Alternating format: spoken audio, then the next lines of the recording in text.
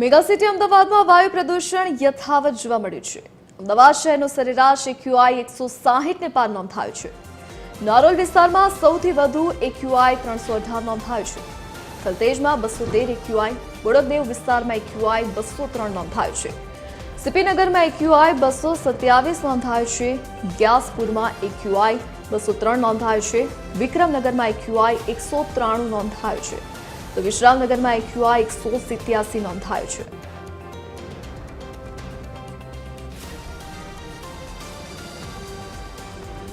તો mega city અમદાવાદમાં વાયુ પ્રદૂષણ યથાવત જોવા મળી રહ્યું છે। પ્રદૂષણમાં સતત વધારો નોંધાયો છે તો અમદાવાદ શહેરનો સરેરાશ એક્યુઆઈ 160 ને પાર નોંધાયો અને સૌથી વધુ એક્યુઆઈ નોંધાયો છે નારોલ વિસ્તારમાં।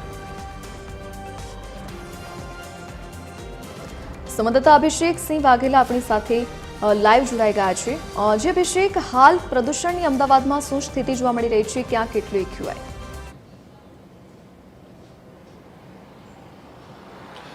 બિલકુલ ધરતી, વાત કરીએ તો છેલ્લા ઘણા સમયથી જે પ્રકારે દિલ્હીમાં સતત પ્રદૂષણ વધી રહ્યું છે તે મુજબ જ હવે અમદાવાદની પણ હવા ક્યાંક ઝેરી બનતી હોય તે પ્રકારનું જોવા મળી રહ્યું છે। અમદાવાદમાં પણ વાયુનું પ્રદૂષણનું પ્રમાણ જે છે તે અત્યારે હાલ યથાવત જોવા મળી રહ્યું છે। છેલ્લા ઘણા સમયથી વાત કરીએ, જ્યારથી શિયાળાની શરૂઆત થઈ છે ત્યારથી એક્યુઆઈમાં જે છે તે દિન પ્રતિદિન જે છે તે વધારો થતો જોવા મળી રહ્યો છે અને તે મુજબ જ આજની જ્યારે વાત કરીએ તો આજે પણ પ્રદૂષણનું પ્રમાણ જે છે તે જોવા મળી રહ્યું છે, જેના મુખ્ય કારણ જે પ્રકારે અત્યારે હાલ બાંધકામની સાઈડો ચાલી રહી છે, સાથે સાથે ખોદકામ ચાલી રહ્યું છે અને કહી શકાય કે અમદાવાદ સિટીની જ્યારે વાત કરવામાં આવે તો અમદાવાદ સિટીમાં ઠેર ઠેર અત્યારે હાલ જે પ્રકારે સિમેન્ટના જંગલો ઊભા થઈ રહ્યા છે અને સાથે સાથે જે પ્રકારે અત્યારે હાલ તાપમાનનો પારો પણ ક્યાંક ગગડતો જોવા મળી રહ્યો છે અને તેના કારણે થઈને વાયુ પ્રદૂષણનું પ્રમાણ જે છે તે યથાવત જોવા મળ્યું છે। હું અમદાવાદના આ દ્રશ્ય બતાવવા માંગીશ કે વહેલી સવારના આ દ્રશ્ય છે કે જ્યાં અત્યારે પણ વાયુનું પ્રદૂષણનું પ્રમાણ જે છે તે જોવા મળી રહ્યું છે અને સૌથી મહત્વપૂર્ણ છે કે જ્યારે મેગા સિટીની આપણે અમદાવાદની વાત કરીએ ત્યારે આ પ્રદૂષણની ચિંતાજનક સ્તરે યથાવત જે છે તે જોવા મળી રહ્યું છે।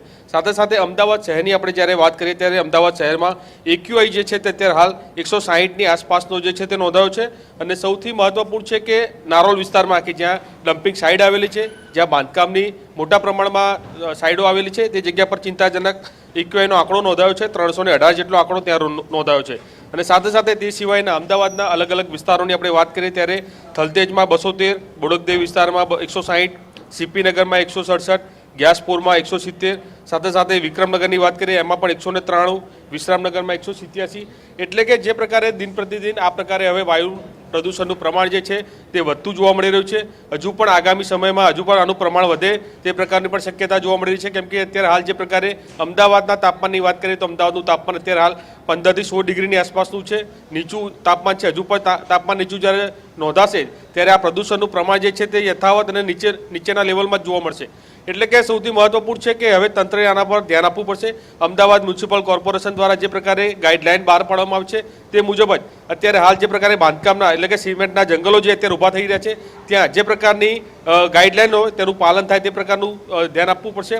સાથે સાથે જે પ્રકારે અત્યારે હાલ મેગા સિટીની વાત કરીએ ત્યારે ખોદકામ જે છે તે ચાલી રહ્યા છે, સાથે અલગ અલગ વિસ્તારોમાં જે પ્રકારે ફ્લાયઓવર જે છે તેનું નિર્માણ પણ થઈ રહ્યું છે અને ત્યાં કહી શકાય કે જે પ્રકારે ખોદકામ થઈ રહ્યું છે ત્યાં માટી પડી હોય છે અને ત્યાં ભારે વાહનો જ્યારે પસાર થતા હોય છે ત્યારે તેના ધૂળના રજકણો જે છે તે સીધા જ હવામાં ભળતા હોય છે અને હવામાં ભળ્યા બાદ તે ઝેરી થતા હોય છે। અને સૌથી બીજી તરફની વાત કરવામાં આવે ત્યારે હવે અમદાવાદ મેગા સિટી છે અને ત્યાં દિન પ્રતિદિન વાહનોની સંખ્યામાં પણ વધારો જોવા મળી રહ્યો છે અને જેના કારણે તેને વાહનોમાંથી જે ધુમાડા નીકળે છે તેના કારણે તે પણ આ પ્રદૂષણનું પ્રમાણ જે છે તે પુષ્કળ પ્રમાણમાં જોવા મળતું હોય છે।